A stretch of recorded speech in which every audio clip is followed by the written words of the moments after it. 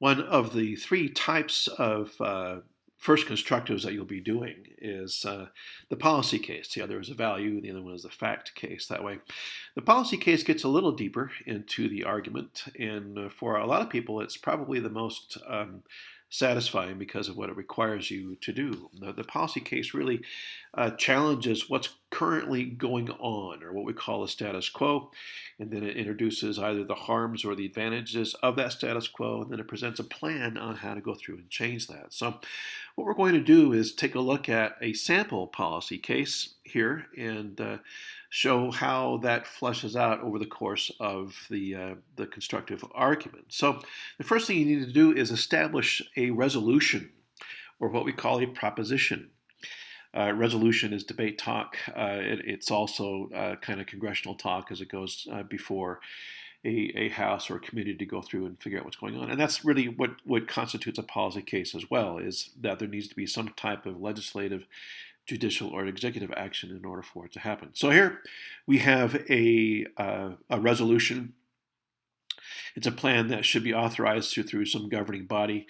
And that resolution reads, the United States federal government should authorize compulsory 18-month active duty military service for the United States Armed Forces, guaranteeing postgraduate complete financial aid for conscripts. Now, wow, that's a pretty hefty resolution, but there's a lot packed into that as well, and it's complete, and it's complete that way for a reason, for the reason of argument. Okay, the main thing that defines any policy resolution is the word should, okay? Because it's inherent that something needs to be done that way. So the first thing you need to do is research and find evidence that's going to go through and support your position. Who said it? What are their qualifications? When did they say it? Who are the content experts? What other models for this exist, for example? There are plenty of other countries that go through and provide or have a compulsory military service in lieu or in exchange of education or other benefits for that matter.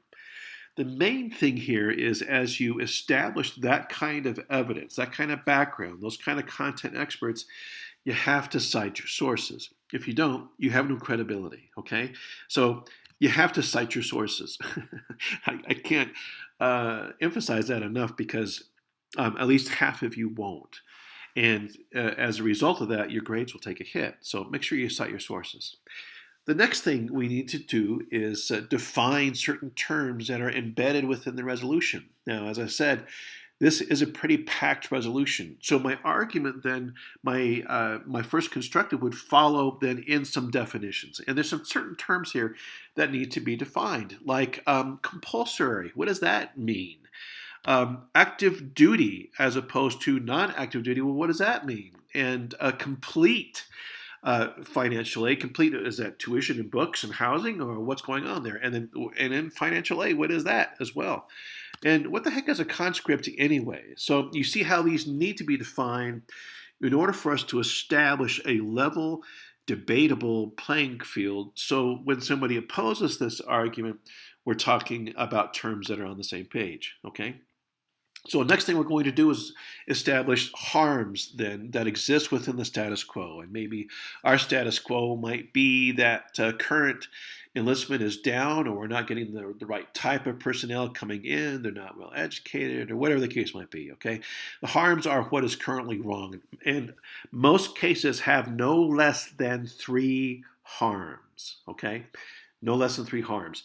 And if we can't find the harms, if we want to argue the advantages instead, then we certainly can go through and do that. 3 advantages might be a better prepared military, or we have more military for a better homeland defense, or there's an equal opportunity to serve. So either way, as you establish these, make sure you get 3 different types of either harms or advantages, okay? And then we move on to what's called inherency. Why aren't things being taken care of with the status quo? All right, and what's wrong with that? What's inherent about that argument that needs to be addressed? Well, for our argument, that inherency might include federal funding. It might include current veteran benefit snafus.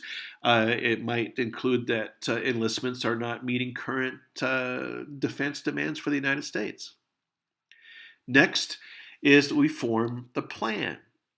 the most common form of plan is fairly simple. You just explicitly state that the United States federal government should introduce legislation. It needs to create more of an awareness. There are a number of things that can come into play here as far as a plan is concerned. All right. And lastly, we need to get into and establish solvency. And this is how your plan solves for its harms or how it provides for its advantages. This also needs evidence, and it must be correlated directly to your harms or your advantages.